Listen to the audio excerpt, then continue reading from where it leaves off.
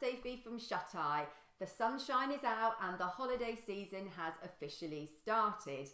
Now, we all love a holiday, don't we? But as parents, we can secretly dread it a little bit because we know that our children's sleep can take an absolute pounding whilst we're away. Now, I want you to have the best holiday possible, so this video for you today are 4 essentials that you need to pack to make sure that your child's sleep stays on track whilst you're away. First thing is blackout. Now, I'm a big fan of having a nice dark bedroom, whether you're at home or away. Now, it's difficult to be able to manage that when you're away, so I've got a few things that you can pack that are going to help you. So if your hotel room, your apartment, your villa doesn't have blackout blinds, which most of them do, then something you can pack is called a grow blind, and it's a travel blind. I'm going to link in the comment section so you can find the details to it, but essentially it's a blackout blind that has suction cups that you can stick to a window. I really like this product because it's got edges that kind of overlap over the window frame to stop that pesky light that leaks in down the side. So that's brilliant. Now, if you don't want to buy one of those, which is fine, or your apartment does have some blackout blind, but it's not quite good enough and the light, as I say, is leaking down the side, then what I suggest that you pack is gaffer tape or masking tape, like the decorator's tape. And you can temporarily stick down the side of those blinds or those curtains to stop a lot of that light leaking in. The other thing that I would say that you can either pack or perhaps buy in a shop when you're out there, if you find that there's an extra window in the room that's letting in light that perhaps doesn't have a blind up there, to cover that blind or to cover that window to stop that light coming in, you can use black bin liners or tin foil.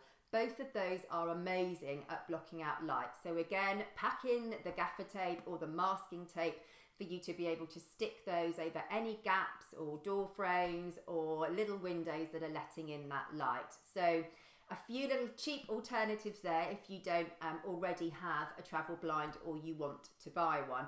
That's going to make a massive difference to the early mornings. You know, early mornings are really common for children when they're on holiday. Mine definitely suffer from it. But also it's going to help keep naps on track as well. So if you are having naps in the hotel or the villa, apartment, wherever you are, you want to have that room as dark as possible to encourage your child to sleep for as long as possible. Next tip for you, again, it is around naps, but this is a product that I really like and I bought years and years ago when my eldest was born, is a snooze shade. Now, this is not I'm not promoting this product or there's no affiliate link or anything like that. It's just something that I think is really good and really useful. And again, I'll put the link in the comments if you want to check it out. But the snooze shade is essentially a blackout that goes over your buggy or your pram. They have different sizes, but they're pretty universal.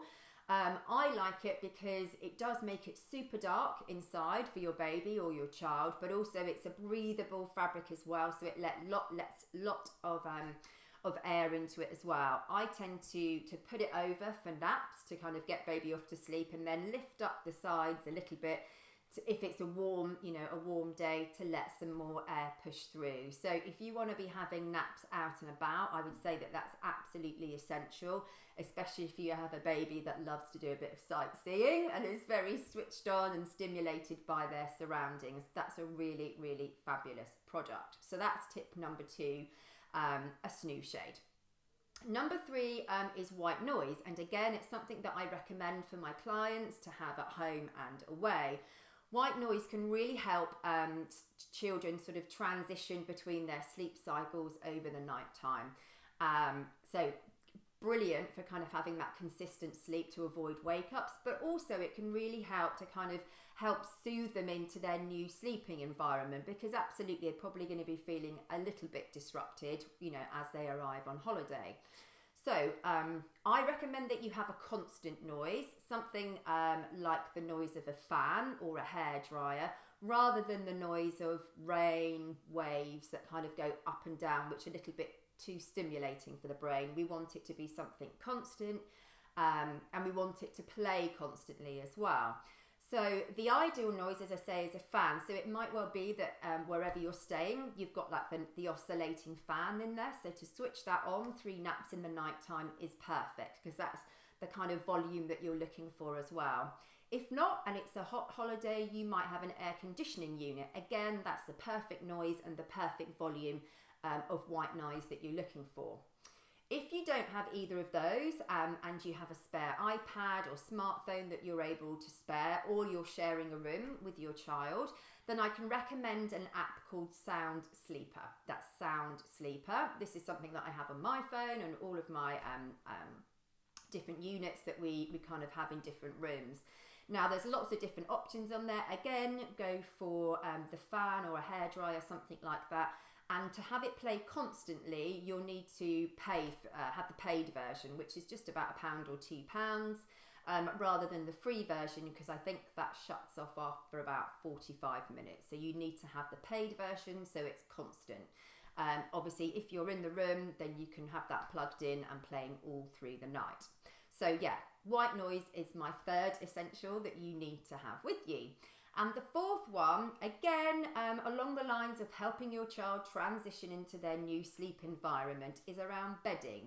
Now, what you can do is pack some of your bedding from home. So it could be a cot sheet, obviously a sleep sack, or a blanket, something like that, that perhaps your child has been sleeping in already at home, and you can put that over the mattress or the cot or the bed wherever they're sleeping when they're away.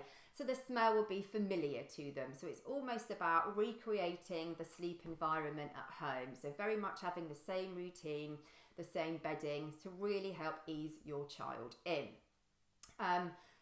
You might think, oh, do I want to take my sleep sack with me? It's going to be really hot in the room. Do they need to sleep with anything? No, they don't need to sleep with anything. And actually, the cooler we are at night time, the better we sleep. That's the same for babies, children and adults. But what you might find is that your child is used to sleeping in their sleep sack, and they might feel a little bit uncomfortable or strange not having anything over them. So what I would say is reduce the layers underneath the sleep sack, but keep the sleep sack on. And often, it might be warmer at the beginning of the night, but get a little bit cooler in those early hours. And we want to avoid your child waking up that time feeling a little bit chilly because they don't have any covers on them, or they've kicked off a blanket, something like that. So these are my top tips. First one was blackout, using a grow blind or black bin liners, masking tape and tin foil. The next one was naps out and about, if you want to get a snooze shade for your buggy. As I say, I find this a bit better than just draping over a muslin, which can fly everywhere, or a blanket, which might get a bit too hot. I think the snooze shade is a great product.